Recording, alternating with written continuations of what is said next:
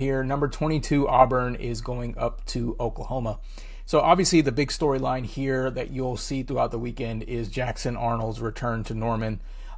If you guys remember, Jackson Arnold was the quarterback of the future there, and then he quickly became quarterback of the past, and the coach passed on him. He left and is now at Auburn. Fortunately, since then, I think he's found his confidence so far. So I don't think the crowd will be able to shake him up too much. He's led his team, Auburn, to three straight games of 30 or more points, which actually Auburn hasn't accomplished since 2009. So big turnaround on offense for Auburn, and Jackson Arnold is at the head of that. His dual threat ability, I think, will pair very well with John Mateers. I think this will be a very fun game to watch from a quarterback standpoint. He's got over 500 passing yards, 4 passing touchdowns. He's pretty good with his legs, 196 rushing yards and 4 rushing touchdowns. He's actually, I think, the second leading rusher on the Auburn team. They're going to have to rely on that strength of running the ball if they want to win. I think as a team they have 200 more rushing yards as a team versus passing yards.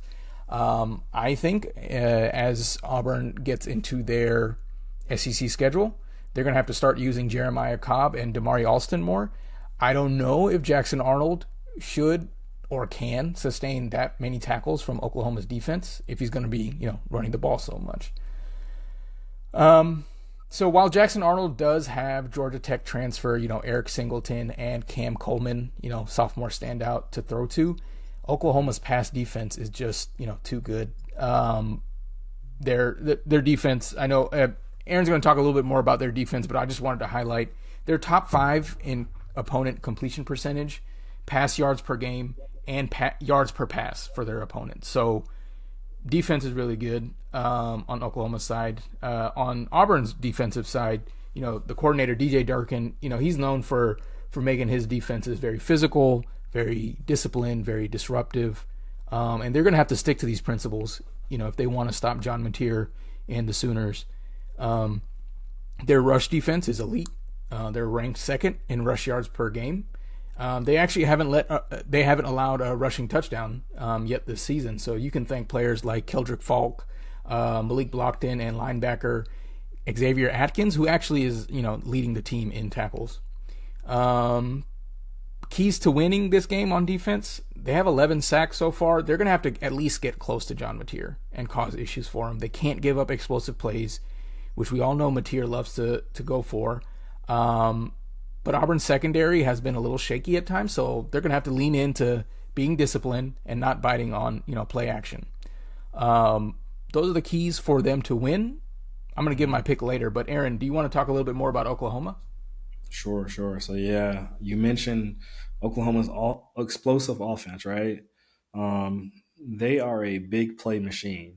They have a lot of speed at the skill positions, and then the quarterback John Mateer, he's a threat to run or pass at any point in time. Um, they've been scoring on average well over 40 points a game, which is crazy. Yeah. And Auburn's defense, uh, they're not just good. They're pretty elite, but can they keep up with this type of scoring? Mm-hmm. Can they stop this? Right. The guy I want to key in on is John Mateer, though. He's the guy who's going to he's been making immediate impacts and stepping into Norman. He's a dual threat quarterback who shows a lot of poise, and he's getting comparisons to Baker Mayfield in his time in Oklahoma. Yeah. He's already had a signature win against Michigan. He had about, I think, 275 passing yards, 3 touchdowns. So he's proving that he has the ability to make elite decisions. And there was a saying that I've heard in high school, and I think he's the guy that's perfect for this saying: "Big time players show up in big time games," and I think Mm-hmm. he's that type of caliber player. Um, the only question is can he lead his team through the gauntlet as SEC play begins? So can he continue to lead his team through these tough games and continue to put up these crazy numbers? Yeah. Um, in terms of how efficient they are on offense, They convert they convert a lot on third down, 50% of the 50% of the time. This keeps the drive alive. It wears down the opposing team's defense. Right. So if Auburn can't get off the field, it's going to be a long day. On the other side of the ball, they got a defensive front that is just crazy. Their head coach Venables, he calls the unit hungry, humble, and a high standard. Right. Um, they forced 15 and outs on 35 possessions. So that's pretty crazy. So 42% of Wow. the time they're causing teams to go 3 and out. Really, Wow. really good. Yeah. Surprisingly though, they haven't forced a turnover at all this year. Yep. So some players to watch on that front seven, that's the defensive line and the linebackers. You got to watch Sammy Omosigo. He's a linebacker that can get sideline to sideline and cause a lot of disruption. He's got great speed. And then you got R. Mason Thomas. He's a defensive end who's an explosive pass rusher, and he's going to cause some havoc. Yeah.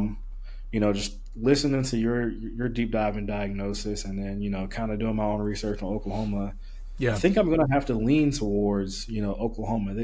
They've had the challenge already this year, and I think Yeah. they're just going to continue that high level of play and competitiveness into this week. And I think they beat Auburn. What's your take? Yeah, I think that's a good way to put it. They've had a challenge, whereas Auburn hasn't, and Auburn just has too many ifs that they need to accomplish in order to win this game. Yeah, I'm gonna go. I'm gonna go Oklahoma as well.